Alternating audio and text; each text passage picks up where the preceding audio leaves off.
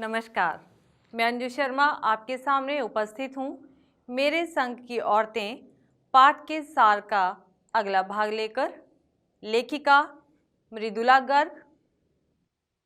हमने मृदुला गर्ग के साथ जितनी भी औरतें थीं जिनका प्रभाव उनके व्यक्तित्व पर था, जिनसे वो प्रभावित थी, उनके बारे में बताया। अभी तक बात हुई लेखिका की, नानी की, माँ की, दादी की, और अब हम बात करेंगे उनकी बहनों की।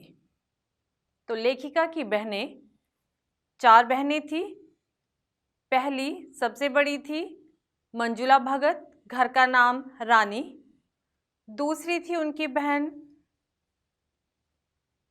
दूसरे नंबर पर वो स्वयं थी मृदुला गर्ग, और घर का नाम उमा। तीसरी उनकी बहन थी चित्रा। वो लिखती नहीं थी, लिखने का उसे कोई शौक नहीं था, लेकिन पढ़ाने का शौक था। उसका घर का नाम था गौरी। पढ़ाने में वो बहुत होशियार थी, इसी वजह से जो उनके पढ़ाए गए शागिर्द थे उनके नंबर अधिक आते और स्वयं चित्रा के नंबर कम आते थे, लेकिन फिर भी उसने पढ़ाना जारी रखा। चौथे नंबर पर आती है रेणु और 5वें पर अचला। उससे छोटा उनका एक भाई था राजीव। इन सभी को लीक से हटकर चलने की आदत थी, यानी अपना काम वो लोग बिल्कुल लीक से हटकर करते थे, क्योंकि घर में आज़ादी थी। उस वजह से उन्हें अपना जीवन स्वतंत्रता से जीने का अधिकार वो लोग रखते थे। लेखिका ने सबसे पहले बात की है अपनी बहन रेणु के बारे में। बताया कि रेणु बहुत ही जिद्दी स्वभाव की थी। स्कूल से आते हुए वो लोग बस स्टैंड तक बस में आते थे। वहाँ पर उन्हें घर से गाड़ी लेने के लिए जाती, लेकिन रेणु उसमें नहीं बैठती थी। उसका कहना था कि इतना थोड़ा सा रास्ता गाड़ी में तय करना सामंतशाही है, जो वो नहीं चाहती थी।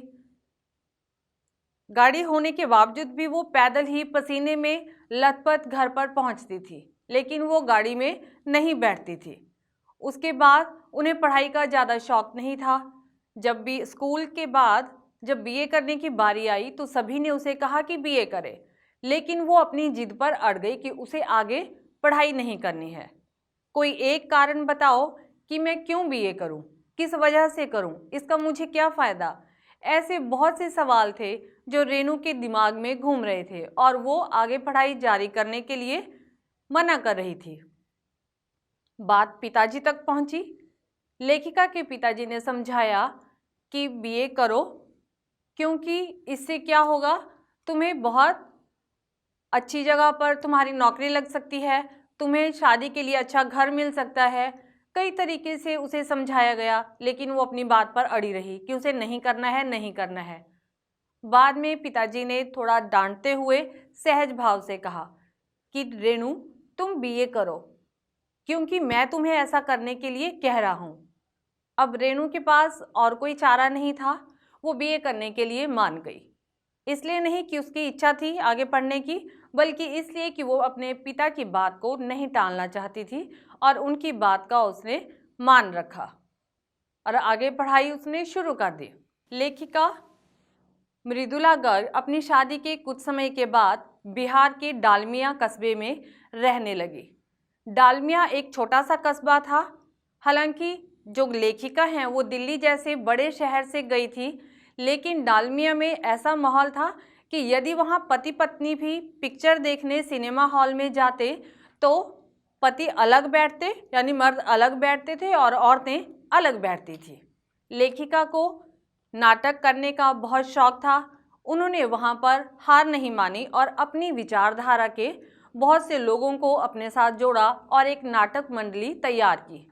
जगह जगह वो लोग नाटक करते और वहाँ से जो आमदनी होती थी, जो रुपए पैसे आते थे, उसे उन्होंने बहुत से राहत कोष में दान भी दिया। उसके बाद वो चले गए। कुछ समय के उपरांत जब उनके बच्चे हुए, उसके बाद नौकरी के सिलसिले में उन्हें और उनके पति को कर्नाटक के बागलकोट नामक जगह पर जाना पड़ा। वो भी एक छोटा सा कस्बा था, वहाँ पर कोई स्कूल आसपास नहीं थे। अब शिक्षा प्राप्त करना हर एक बच्चे का अधिकार है, जन्मसिद्ध अधिकार है। प्रत्येक बच्चे को शिक्षा का अधिकार मिलना चाहिए। लेकिन वहाँ पर पढ़ाई कैसे होती, स्कूल कोई नहीं। उन्होंने जाकर, मृदुला गर्ग ने कैथोलिक बिशप से जाकर प्रार्थना की कि वहाँ पर स्कूल खोला जाए।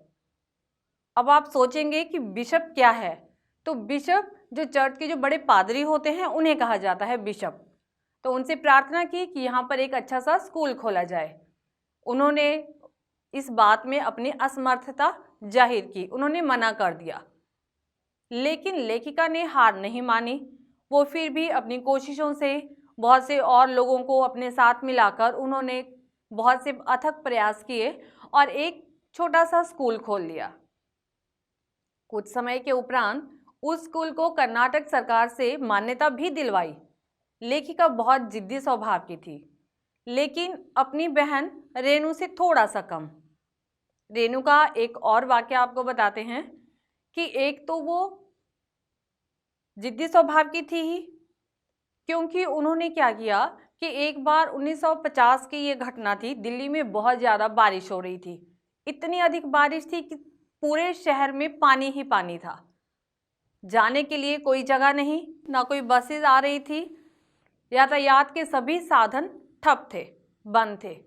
लेकिन रेणु इस बात से अनजान, वो सुनना ही नहीं चाहती थी। सभी ने उसे कहा कि स्कूल मत जाओ मत जाओ, क्योंकि स्कूल की बस भी नहीं आई थी। जब यातायात के सभी साधन ठप थे तो बस कहाँ से आती। लेकिन वो नहीं मानी, वह अकेली ही उस इतनी बारिश में स्कूल के लिए रवाना हो गई। अब स्कूल के लिए जब गई, वहाँ स्कूल बंद। फिर से वापस घर पर आई, लेकिन उसके चेहरे पर जरा सा भी मलाल नहीं था, जरा भी शिकन नहीं थी कि इतने दूर का रास्ता तय करना पड़ा और स्कूल बंद होने के बावजूद घर पर आना पड़ा। वो उसके बावजूद बहुत खुश थी। सभी ने उसे बहुत समझाया था। जब घर वो वापस आई तो कहती है कि मैं केवल आप लोगों के कहने पर नहीं रुक सकती थी, मुझे खुद जाना था, अनुभव करना था। अब आज भी लेखिका कहती है कि आज भी मैं सोचती हूँ वो सफ़र उसका कितना रोमांचकारी रहा होगा उस दिन, क्योंकि इस तरह से पानी से लबलब करते रास्तों पर अकेले जाना, अकेले सुनसान रास्ते पर जाना उसे कितना रोमांचकारी लगा होगा। और वो एक और बात कहती थी, जो भी बात उसे कहनी होती थी रेणु को, वो हमेशा सच कहती थी और मुंह पे कह देती थी। आज भी यदि उसे कोई परफ्यूम की बॉटल ला के देता है, कोई इत्र उसे भेंट में करता, तो वो कहती कि इसकी ज़रूरत नहीं है क्योंकि मैं रोज नहाती हूँ। वो ये नहीं देखती थी कि सामने वाले को बुरा लगेगा या नहीं लगेगा, जो भी है सामने से कह दो। इस अकेलेपन का जब उसने दिल्ली के रास्तों पर, अकेले रास्ते पर वो चली पानी में, तो वो रोमांचकारी अनुभव उसे बहुत ही अच्छा लगा। आज भी मैं उसे याद करके रोमांचित हो उठती हूँ। इसी के साथ हमारे इस पाठ का सार समाप्त होता है। हमें आज्ञा दीजिए। नमस्कार।